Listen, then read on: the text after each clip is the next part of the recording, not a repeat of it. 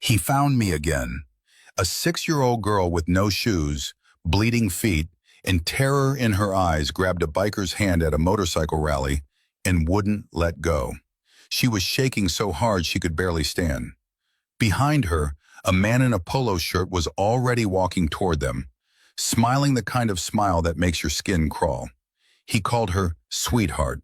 He called her his daughter.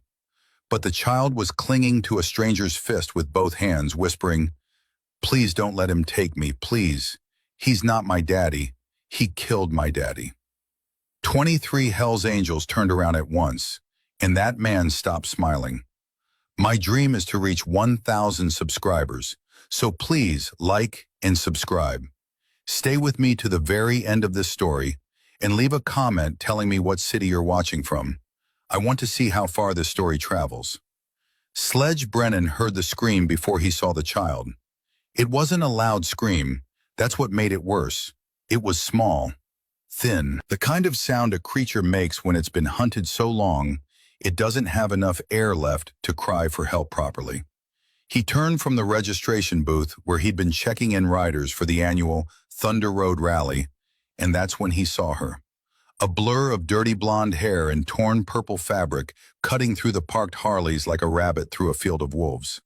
She hit his leg at full speed, both her hands locked onto his wrist, and she looked up at him with blue eyes so wide he could see white all the way around them.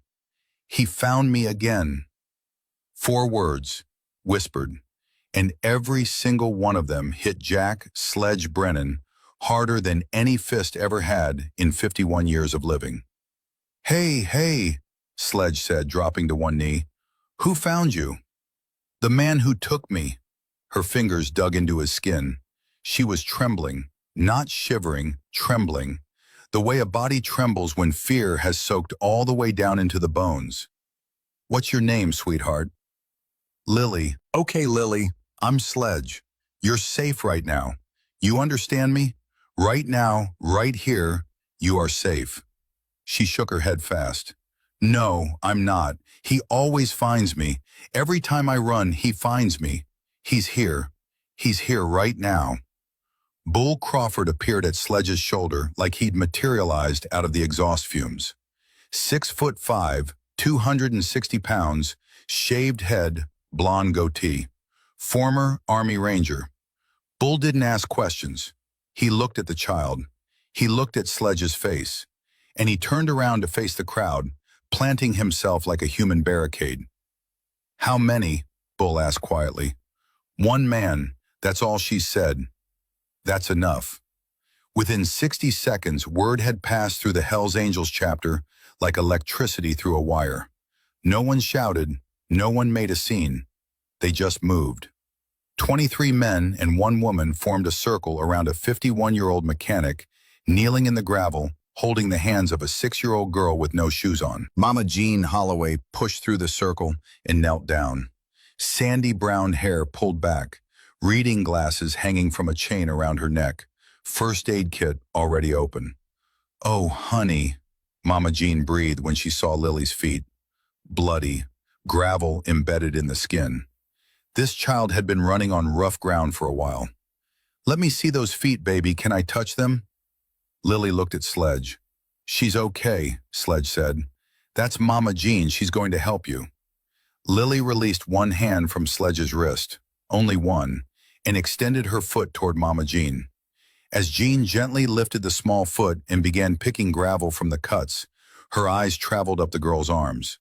She stopped. Thin, white lines circled both wrists. Scars, uniform, evenly spaced. Mama Jean looked at Sledge. She didn't say a word. She didn't have to.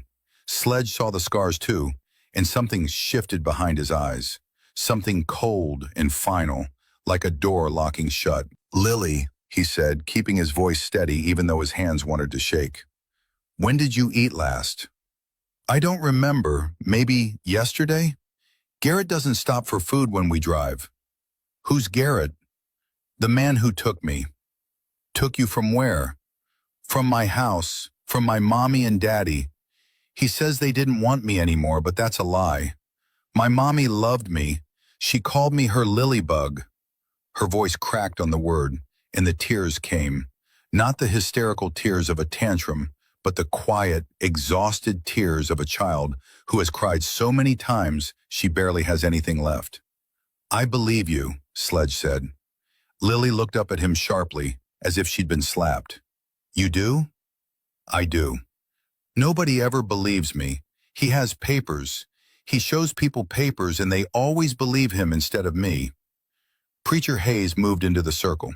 62 years old, white hair, kind eyes, a voice like warm gravel. He lowered himself carefully onto a crate and sat near Lily without crowding her. "You know what, Lily?" Preacher said.